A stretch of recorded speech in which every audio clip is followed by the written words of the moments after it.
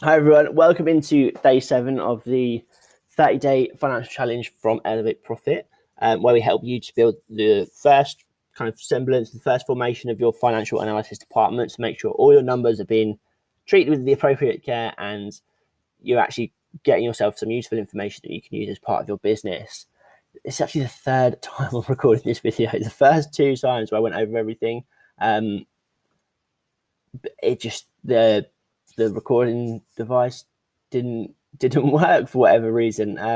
It tricks you for about the first 5 minutes. It looks like it's working until you forget about it, and then when you go to save the video, it's disappeared. So I've actually already done this day's challenge already. I actually processed it already. But what I'm going to do, rather than doing it all again, I hope to keep it nice and short today, and I'll just go over everything that I did. Rather than writing it all out again. So hopefully we can keep it below 5 minutes. Okay, so I'm just going to keep occasionally double checking that my recorder is still recording. But other than that, we'll just quickly run you through what we did. Okay, so we're doing two more months today. So we're doing August and September. So it's this set of transactions here. As you can see, I've already categorized everything. And what we did have this month, we had an interesting couple of transactions come up that we needed a new subcategory for. And these are these two here. So tool or plant purchases. So these are purchases of large assets that are going to help you run your business in the future. That are going to help you reduce expenses in the future.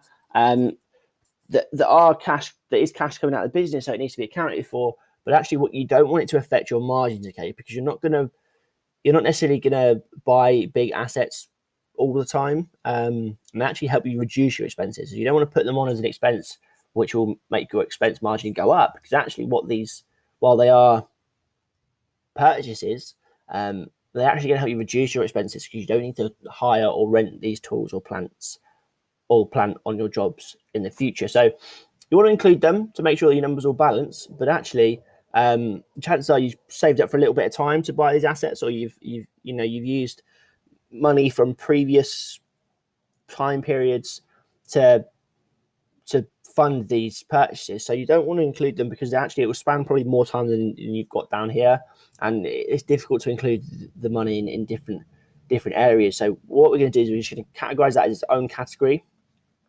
which we're going to call the asset category, and that's just to make sure we put it in here, we don't affect the margins with it. Okay, so that's actually margins NA, because we don't want it to affect the margins. We want everything to be about here. Okay, so any assets, if we put that into expenses, your expenses, you're looking at, it's another 40, take that up to sort of 45-50%, which is unrealistic. It's not really what we want to see. So put that in there into the total spend. So you equal sum and then any asset boxes here. And then that makes sure that these numbers balance here. So make sure the totals balance. And then obviously what we're going to do is we're going to add all the cells to the formulas that you need to, as normal. Again, I've already done that. Believe it or not, this is the third time I'm doing it, and the screen is still recording, which is good. But I'm not going to delete it. Or in fact, for the second video, I deleted it all and just did it again. But I'm not doing it for a third time.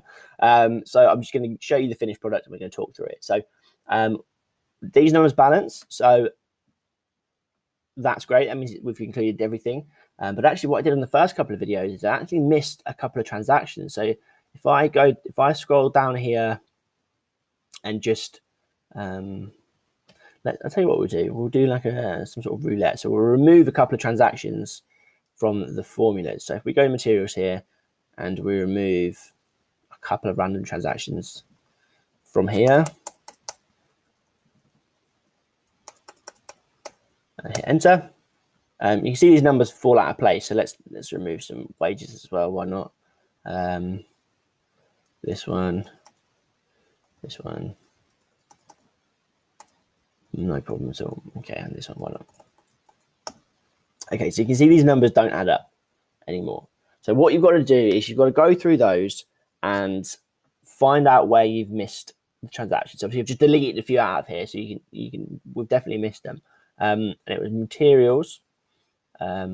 And wages. So you actually, if you're doing it for yourself and you missed a few because the numbers don't add up, you won't know where they've come from. So you're going to have to go through every single category to make sure that you've not missed anything.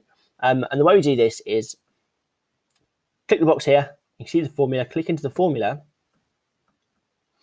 And what you'll see is these colored boxes, once they run out of colors, they end up just black boxes. And they are highlighted next to everywhere where there's a materials expense. So what we're going to do is we're going to go down to the 8th month, which is where we started from today. And you can see those black boxes around the transaction. So what we need to do is we need to go down to wherever it says materials and just ensure that there's a highlighted box next to every place where it says materials. Okay, so that's our first example here where it doesn't. So we'll hit a plus sign, make sure that's included. And then there's another one here we haven't included. And just scroll down for the whole month. And wherever there's materials, just make sure that it has a box next to it. Okay, so materials box, materials box. And that's it. So that's done. And the last one we did was, so you see that number's crept up closer to this one. And then what we're going to do is wages. Again, you'll have to do this for every category because you won't know where you missed them. So you have to do this for every single category just to double check. But I deleted them just now, so we know which ones categories they're out of. So go down to the 8th month and try and find any wages categorization down here that doesn't have the black dot next to it. So there we go.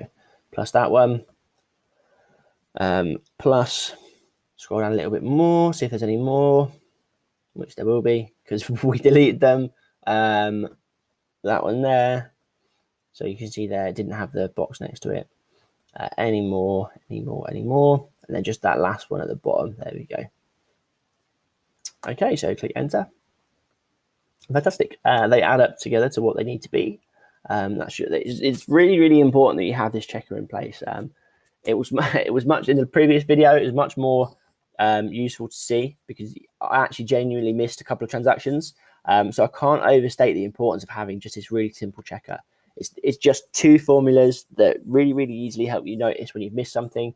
Because if anything you miss, and it won't be included in your pricing margins, and therefore you won't be including it in your costings for when you're pricing up jobs and when you're running your company. So it's really important that you hit everything.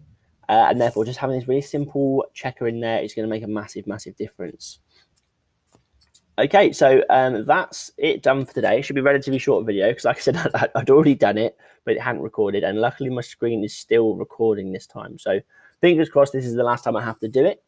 But we had a really good question come in yesterday from Steph. And their question was, and I'm going to answer this quickly before the end of the video, is what do we do with PAYE and CIS deductions that are due to HMRC? Which is a really, really good question because Steph's question was, do I categorize them as a tax expense or do I put them into the tax category? And I completely see why that would be a question because you'd think they are a tax, so why would they not be included in the tax category? But the tax category is purely for two purposes. The first one and the main one is when you're withdrawing money for yourself. At the end of the year, obviously, you're going to have to pay your own personal tax bill. And we want the company to pay that for us. So the first tax expense that we use for that category is anytime your company has paid your own tax bill or your personal tax bill for you, categorize that in a tax category. And the second one is any corporation tax. So anytime your company's paid tax on its profits, that's also categorized into this tax category here. Anything else will fall elsewhere. So VAT obviously falls into its own pot, but PAYE and CIS deductions, we're going to put those in as wage categories, into the wage category. So they are incidental costs for your staffing and your wage.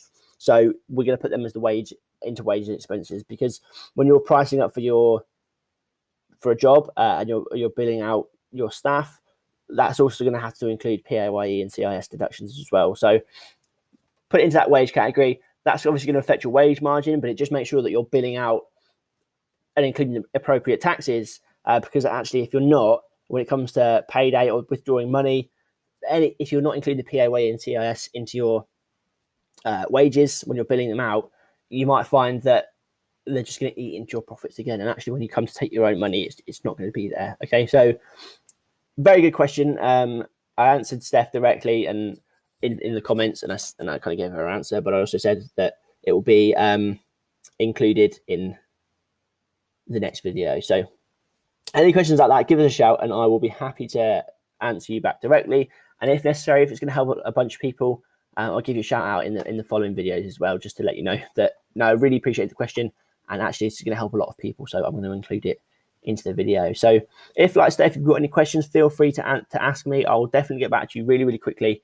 And you never know, you might find yourself landing up in the next video. Okay, so give us a shout if you need me, if you need any help. But if not, we'll be back with you tomorrow to finish off the this sheet here. So we're going to do 3 months worth tomorrow, get this all wrapped up and moving on to something else over the weekend. Okay, so luckily my screen's still recording, so thankfully this is the last time I'm going to have to record this video. Third time's a charm. But if you've got any questions in the meantime, like I said, give me a shout and I'll see you tomorrow.